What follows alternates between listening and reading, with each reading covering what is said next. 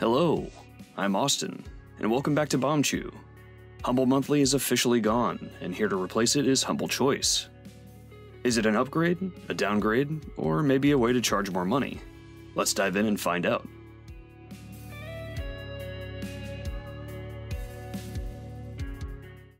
The Humble original this month is Arrog, a narrative-driven puzzle experience. Arrog isn't so much a game as it is a thing that you get to experience. Sure, it has interactive moments, and there's some light puzzle solving as you go. However, the appeal here is the story being told through the visuals and music. Visually, the game features a hand-drawn art style that's very appealing and serves a simple story very well. Each new screen and set piece was a joy to look at, and it's great to see this kind of animation being put to good use. The music for Arrog is also incredible. The game recommends using headphones, and I will as well, as it helps draw you into this little world that Arrog is presenting. The game's story is sort of nebulous, having something to do with life and death, but it's all told visually and through the game's music instead of having any dialogue or more than a handful of actual text. The entire experience is only about 30 minutes long, depending on how well you handle the few puzzles thrown at you. However, I thoroughly enjoyed having taken part in this experience of a game. Arrog reminded me a lot of Journey, but on a much smaller scale. The music, atmosphere, art, and animation all come together to create a unique experience, one that I definitely recommend everyone check out.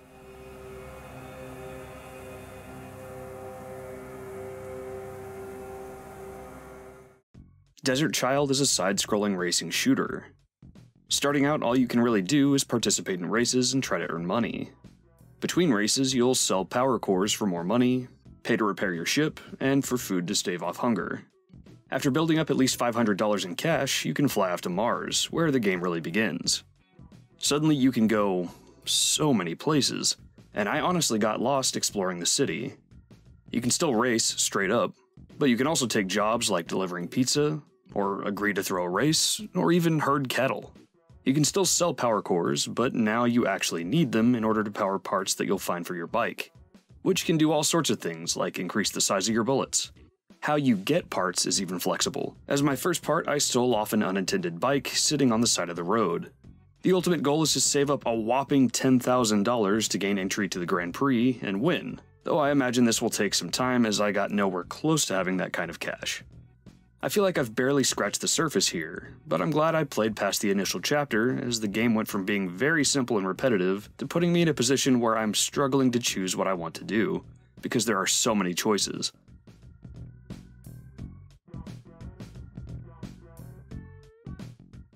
Aegis Defenders is part action platformer, part strategy tower defense game. In each level, you'll swap between two heroes to traverse the land, collecting relics, materials, and money, as well as having small conversations where choosing the right response will earn you RP, which can be used to buy and upgrade new crafting recipes. The female character has a ranged weapon and can use bombs to destroy terrain that gets in your way. Her grandfather is the other character, and he has a melee attack which can also be used to build and repair structures. He can create defense blocks and fix up broken platforms. Each character can also combine different items to create something different, like mixing two bombs will make spike traps, and mixing two defense blocks will make an auto turret. You can even mix items between characters, making some big potential for synergizing. Controlling these two characters by yourself isn't that difficult, with the game pausing when you swap and giving you easy commands to make your partner stop or follow you, and leaving them behind will have them do automated actions like fight enemies who approach them or repair anything nearby that gets damaged. Alternatively, you can play in co-op with a buddy controlling the other character, and I have to imagine this is the intended way to play, and would be a lot of fun, but playing alone was pretty great regardless.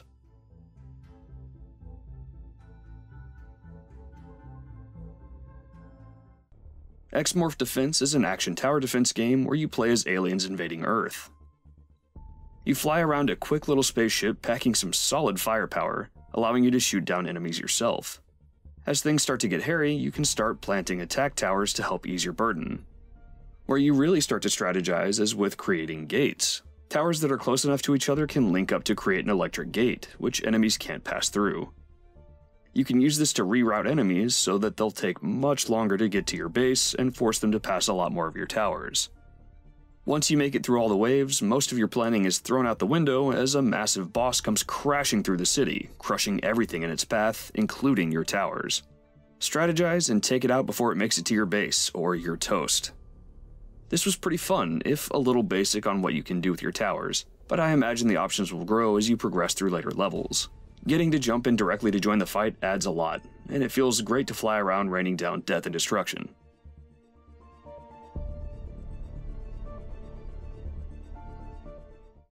Dark Future Blood Red States is a real-time strategy game based on the Games Workshop tabletop game Dark Future. That's right, it's a Games Workshop game, so get ready for a beefy tutorial and complicated systems. Dark Future is a Mad Max-inspired setting where car combat rules the road and gas is in short supply. Players will first take on the role of a literal brain in the jar to go through the tutorial and take on their first roguelike run of the game. You take control of a car equipped with several different systems, weapons, and armor. Gameplay passes in real time, with the ability to slow down time to a crawl in order to issue more specific commands and carefully execute your strategy. Players can control their car's speed, lane on the highway, boost, brake, as well as fire and aim different weapons. All of this can be done in real time via various keyboard shortcuts, but as hectic as these battles get, you'll need to take full advantage of the slow motion command mode if you want to make it back to base alive. While the tutorial and system seem daunting at first, it's actually not all that complicated, especially considering this is Games Workshop we're talking about. Once you take on your first real mission, if you paid any attention to the tutorial at all, everything sort of clicks and before long you're taking out cars with ease. Combat is still stressful, as you have to keep track of any cars you're trying to take out, all of your weapon and ability cooldowns, the health of your car, and any other objectives that pertain to the mission type you're currently on. It can be a lot to handle, but the efficient use of command mode will keep you pointing in the right direction. Each playable character has their own gameplay styles and traits, as well as motivations for going out on the road. However, the story for these characters is mostly just background set dressing. The real appeal here is the gameplay, which, while it's not perfect, is a lot of fun. There isn't a ton of mission variety, and the AI sometimes has problems with combat, but customizing your car's loadout, planning your strategy, and executing it on the road is so satisfying. I'll be putting some more time into this one.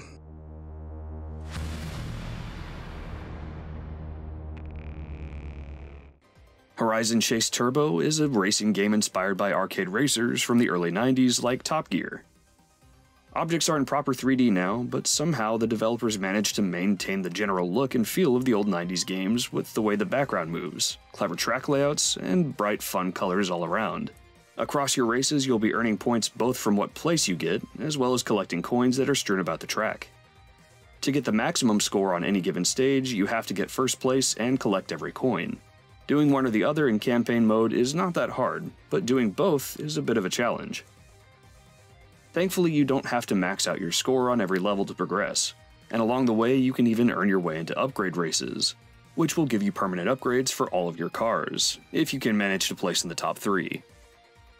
After completing the first country, I tried out the newly unlocked Playground mode, which gives you several upgrades, unlimited gas, and puts you up against easier and less numerous opponents. This mode seems to run on seasons, and if you can hit the maximum score on every race in the season, you'll get a mystery reward. As I expected, the reward I got was extremely underwhelming, but at least I had fun on the races. The racing feels authentically 90s, and the coin collecting adds a fun new addition that keeps it a bit fresh. Check it out if you like arcade racers.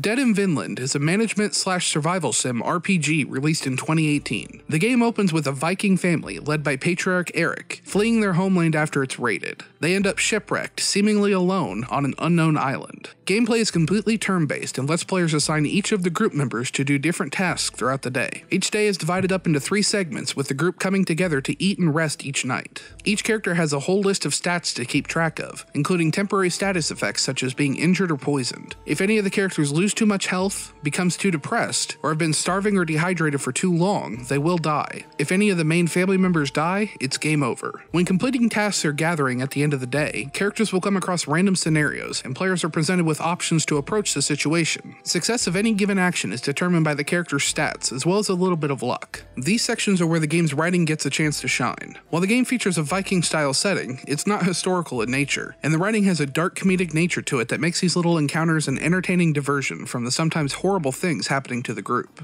The end result feels like reading through an old-school choose-your-own-adventure book, and it's the main thing that made me want to keep playing. The management and survival systems are all well done, but they're not the main draw here. Keeping your hunger, thirst, and mental health balanced while accomplishing other tasks is a good balance of stressful and manageable. However, the systems aren't terribly deep or complex, and despite having a lot of character stats to pull from, the added random element on top of it all sometimes feels like you did the right thing but still failed. Despite this, the game is still incredibly fun, mostly on the strength of the game's writing, character, and settings. I'm definitely going to keep playing this one.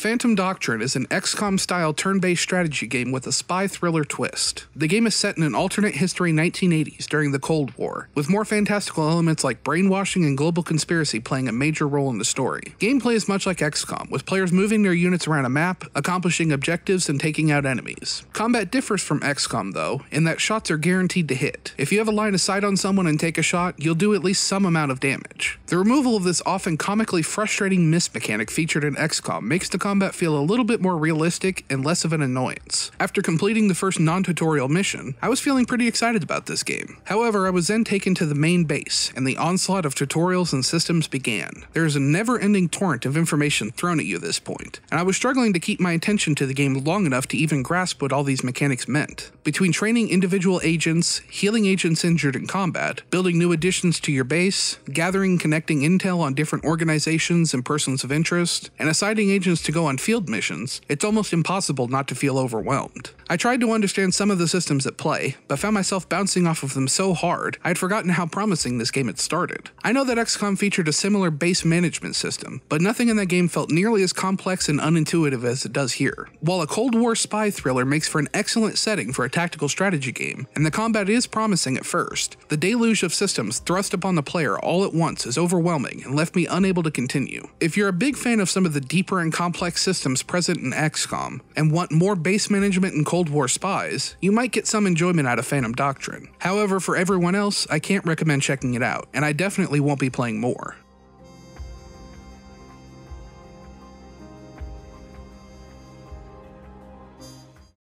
Ancestors Legacy is a historical RTS game first released in 2018. Players take control of small squads of units, each with different strengths, weaknesses, and abilities. You move these units across a large map, taking different towns and objectives, as well as engaging in battle with enemy forces. There's some strategy to how you approach battles, such as flanking and outnumbering enemies, as well as being careful of archer placement to avoid friendly fire. However, the strategy elements of this RTS really seem shallow, as most battles come down to just watching one mass of troops fight the other and hoping that your side wins.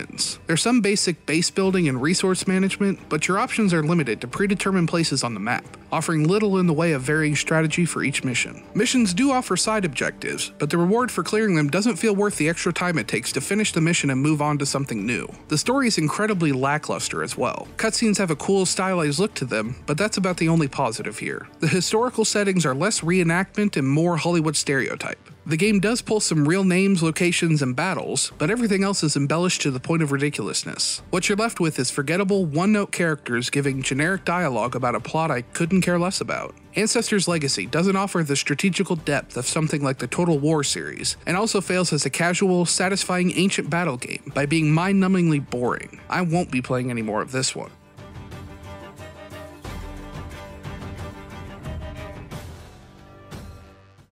Blasphemous is a 2D Metroidvania-style game, originally launched as a Kickstarter back in 2017 and released earlier this year. The gameplay mostly follows the traditional Metroidvania style, with players hacking and slashing their way through enemies, solving puzzles, and platforming their way through a huge map. The combat feels just right, with actions being tight and responsive. Players can dodge attacks as well as parry. If you time your counterattack just right, most enemies can be executed in brutal fashion. Fighting enemies seems simple enough at first, but when multiple enemies start coming at you from all kinds of angles, and you're trying to time your parries without being knocked into stage hazards or more enemies, you can easily get overwhelmed quickly if you're not careful. Luckily, death is somewhat forgiving in Blasphemous. When you die, you drop a guilt fragment, similar to the bloodstains in Dark Souls. However, unlike Dark Souls, you don't lose your currency or anything like that. Having a guilt fragment in the world lowers your max health and fervor slightly until you recover the fragment. This makes trying to recover from a death less stressful, as there's a lot less to lose if you fail on your corpse run. I think the game truly shines in the world building and lore that's presented to the player. Blasphemous deals with a lot of religious imagery and themes, specifically from Catholicism, but with a very dark view of these subjects.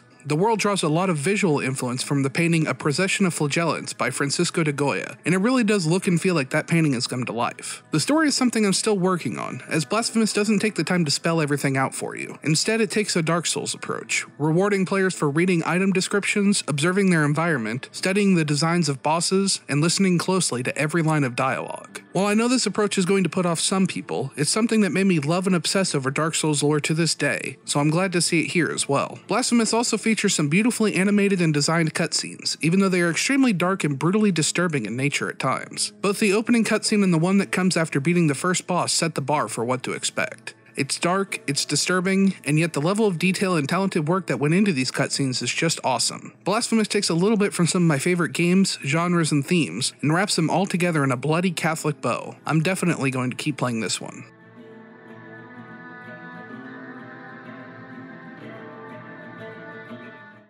Shadow of the Tomb Raider is the third and final game in the Tomb Raider trilogy started in Tomb Raider 2013.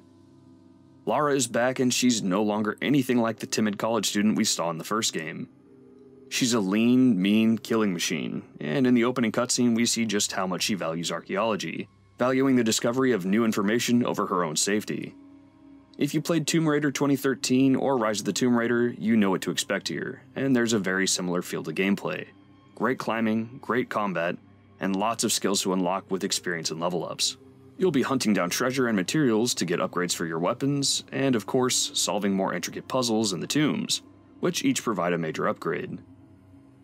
This time around, you'll also find towns and villages full of NPCs where you can talk to people and get side quests. The quality and value of these side quests can vary, but there are some cool ones here and there.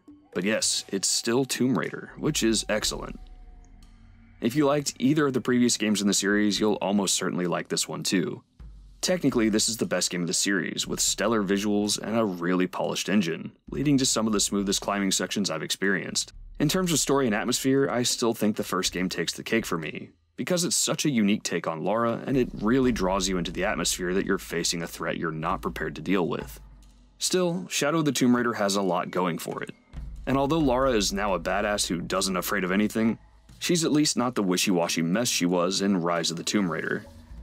Shadow is a strong way to close out the series, and I definitely recommend it.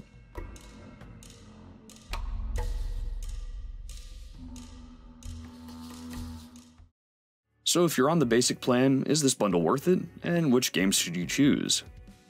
To me, I'd say it's worth it for Shadow of the Tomb Raider alone, but there's still a couple of games to choose from. I'd also suggest Blasphemous for sure, and for the third game, I'd toss it up between X-Morph Defense and Aegis Defenders, depending on what you like.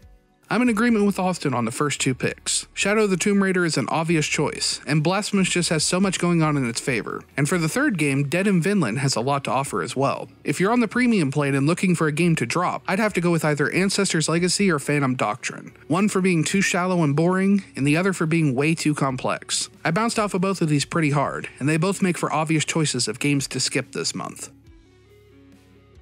Thank you so much for watching and for being patient with us while we worked on this.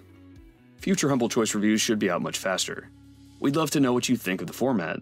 Anything you feel we forgot to include, or something you think should have been cut? Let us know in the comments or over on our Discord. We read every comment and message, and we hope to hear from you. Finally, a big thank you to Michael Slater, Sort My Games, and all our patrons over on Patreon. Your support means the world to us. See you all next time.